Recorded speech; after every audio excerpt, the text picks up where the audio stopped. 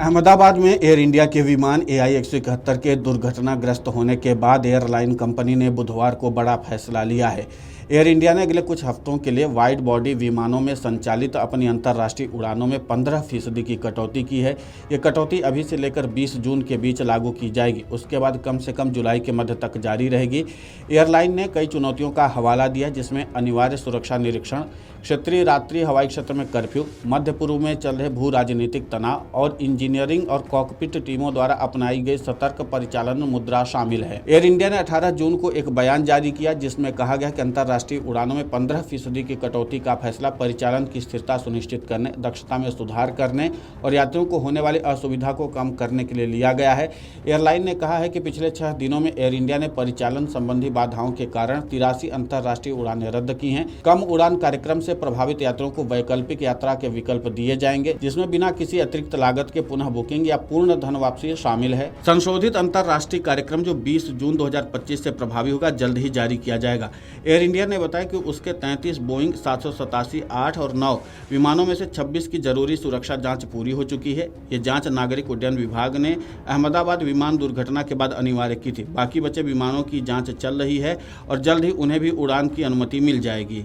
Air India ने एहतियात के तौर पर अपने बोइंग 777 विमानों की भी इसी तरह की जांच करवाई है। एयर इंडिया ने कहा कि हम अपने यात्रियों, पायलटों और विमानों की सुरक्षा को सबसे जरूरी मानते हैं और इसके लिए DGCA, AAIB और नागरिक उड्डयन मंत्रालय के साथ मिलकर काम कर रहे हैं। AI-171 विमान हादसे में 241 लोगों की मौत पर एयर इंडिया ने गहरा दुख जताया है। एयरलाइन ने कहा कि वो पीड़ितों और घायलों के परिवारों की मदद के लिए गुजरात सरकार के साथ मिलकर काम कर रहे हैं। टाटा समूह और एयर इंडिया के स्वयंसेवक अहमदाबाद में अस्पताल समन्वय में सहायता करने और पार्थिव शरीर की सम्मानजनक वापसी में सहायता करने के लिए तैनात हैं। एयर इंडिया ने कहा, हम विमान हादसे में जान गंवाने वाले लोगों के परिवारों को अपना परिवार मानते हैं और इस दुख की घड़ी में पूरी तरह से उनके साथ हैं। एयर इंडिया ने माना कि कुछ उड़ानों को अस्थायी रूप से रोके जाने से यात्रियों को परेशानी हुई है और इसके लिए एयरलाइन ने यात्रियों से माफ़ी मांगी है। हालांकि एयरलाइन ने बताया कि ये कदम सुरक्षा, मजबूती और भरोसेमंद सेवाएं बनाए रखने के लिए जरूरी था। एयर इंडिया ने बुधवार 18 जून को अपनी 3 अंतर्राष्ट्रीय उड़ानों को रद्द कर दिया। इन उड़ानों के रद्द होने के पीछे तकनीकी खराबी, मेंटेनेंस और सुरक्षा संबंधी कारण बताए गए हैं। खास बात यह कि इनमें से 2 उड़ानों में यात्री पहले से ही विमान में सवार हो चुके थे, जिन्हें बाद में उतारा गया। एयर इंडिया इन दिनों गंभीर तकनीकी चुनौतियों का सामना कर रहा है।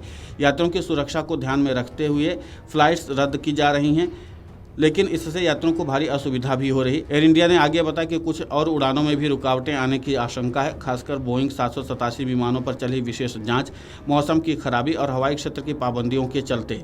हाल ही में DGCA ने एयर इंडिया और एयर इंडिया एक्सप्रेस के वरिष्ठ अधिकारियों के साथ समीक्षा बैठक की। इसमें कई उड़ानों में आई तकनीकी समस्याओं पर चिंता जताई गई और एयरलाइन को अपनी इंजीनियरिंग, संचालन और ग्राउंड स्टाफ के बीच समन्वय सुधारने के निर्देश दिए गए। साथ ही स्पेयर पार्ट्स की उपलब्धता बढ़ाने की भी सलाह दी गई, ताकि यात्रियों को होने वाली देरी कम की जा सके।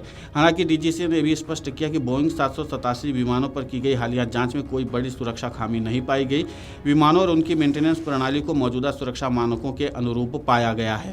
अब देखना महत्वपूर्ण होगा कि किस तरीके से एयर इंडिया आगे और समन्वय स्थापित करता है। सबसे महत्वपूर्ण बात है कि इस समय एयर इंडिया गंभीर तकनीकी चुनौतियों का सामना कर रहा है और उससे निपटने के लिए क्या कुछ और रणनीति अख्तियार की जाती है। इस पूरे चुनौती को दूर करने के लिए यह महत्वपूर्ण देखना होगा। Video desk amarujala.com। अगर आप ये वीडियो YouTube पर देख रहे हैं तो हमारे चैनल को सब्सक्राइब कर बेल आइकन दबाएं और Facebook पर देख रहे हैं तो हमारे पेज को लाइक करें।